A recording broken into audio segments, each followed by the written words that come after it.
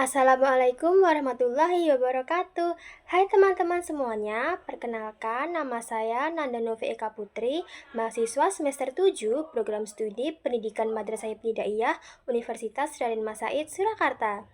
Pada video pembelajaran kali ini, kita akan belajar materi IPAS bab 4, yaitu iklim dan perubahannya. Nah, teman-teman sudah siap belum untuk belajar bareng hari ini? Jangan lupa siapkan buku dan alat tulisnya ya. Adapun tujuan pembelajaran kita hari ini adalah yang pertama, mengidentifikasi jenis-jenis musim berdasarkan iklim. Yang kedua, memahami perubahan iklim dan dampaknya. Yang ketiga, menjelaskan masalah yang terkait dengan perubahan iklim dan efek rumah kaca. Sebelum lanjut ke materi, aku mau tanya nih, kenapa ya di tempat kita sekarang ini lagi panas banget, tapi di tempat lain bisa jadi dingin atau hujan? Nah, itu semua ada hubungannya sama yang namanya cuaca dan iklim. Kalian tahu nggak kalau cuaca itu kayak mood harian bumi, sedangkan iklim itu kayak kepribadian bumi kita selama bertahun-tahun. Penting banget loh untuk kita kenali. Tapi tunggu dulu, ada kabar kurang enak nih. Iklim di bumi kita sedang berubah. Kita akan cari tahu apa sih yang menyebabkan perubahan ini? Apa karena ulah manusia? Dan yang paling penting, apa yang bisa kita lakukan untuk membantu bumi kita tetap sehat? Sekarang kita akan belajar mengenai cuaca, iklim, dan musim. Cuaca adalah keadaan udara di suatu tempat yang berubah dalam waktu yang sangat singkat. Bisa dari menit ke menit, jam ke jam, atau harian. Coba bayangkan, cuaca itu seperti mood kamu hari ini. Kadang kamu merasa senang, tapi tiba-tiba kamu merasa sedih. Sama halnya dengan cuaca. Bisa jadi siang hari ini cuacanya sangat cerah.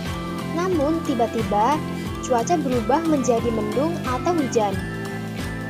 Selanjutnya ada iklim. Iklim adalah keadaan rata-rata cuaca di suatu daerah yang diamati dalam waktu yang sangat lama. Biasanya 30 tahun atau lebih. Iklim itu sifat atau karakter yang stabil dan tidak mudah berubah. Di Indonesia sendiri memiliki iklim tropis. Artinya, rata-rata udara di Indonesia sepanjang tahun cenderung panas dan lembab. Selanjutnya musim. Musim adalah keadaan cuaca yang paling sering terjadi dan berlangsung dalam periode waktu yang lebih lama dari cuaca, yaitu dalam hitungan bulan. Musim terbentuk karena adanya iklim di suatu wilayah. Negara beriklim tropis seperti Indonesia hanya mempunyai 2 musim, yaitu musim hujan dan musim kemarau. Sedangkan negara beriklim subtropis seperti Jepang, Korea Selatan, Amerika Serikat, dan beberapa negara di benua Eropa mempunyai 4 musim, yaitu musim panas, musim dingin, musim semi, dan musim gugur. Nah, tadi kan sudah disebutkan macam-macam musim. Sekarang kita akan cari tahu lebih lanjut mengenai musim-musim tersebut. Yang pertama, musim kemarau. Saat musim kemarau, sinar matahari akan lebih terik pada siang hari dan tidak ada awan di langit. Suhu udara meningkat, namun kelembapannya rendah. Selanjutnya, musim hujan. Saat musim hujan, angin berembus kencang dengan awan yang sering mendung. Hujan turun lebih sering dari musim-musim yang lain. Setiap hujan deras, kerap kali terdengar suara petir. Tanaman terlihat lebih hijau dan segar. Selanjutnya, musim dingin. Musim ini biasa disebut dengan musim salju. Pada musim ini, salju akan menutupi sebagian besar wilayah. Suhunya sangat dingin, bahkan bisa di bawah 0 derajat Celcius. Selanjutnya, musim panas. Saat musim panas, suhu udara sangat panas dan kelembapannya cukup tinggi, terutama pada siang hari. Musim panas terjadi setelah musim semi. Lalu ada musim gugur. Musim gugur merupakan musim yang terjadi setelah musim panas.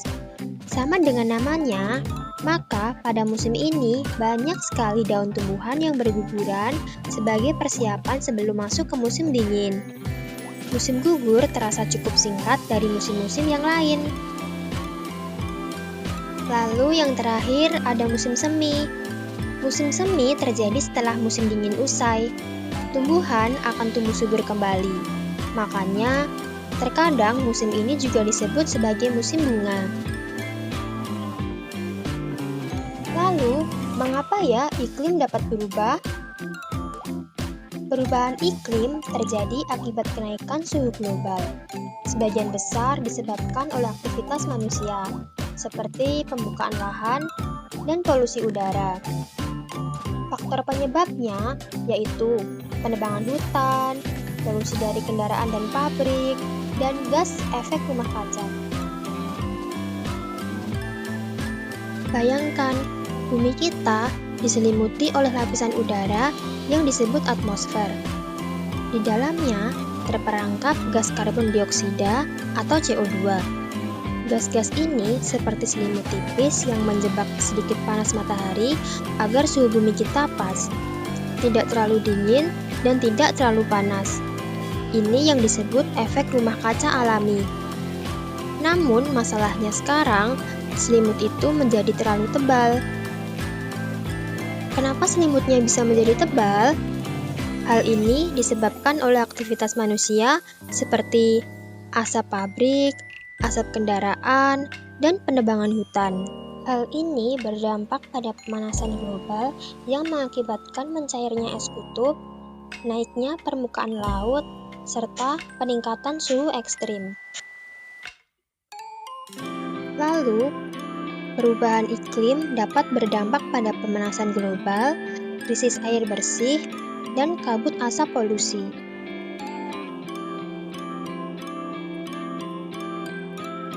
Dampak dari perubahan iklim tersebut dapat dicegah dengan cara mengurangi penggunaan energi yang menghasilkan karbon, melestarikan hutan dan mengurangi penebangan pohon, dan mengurangi emisi atau polusi dari kendaraan dan pabrik.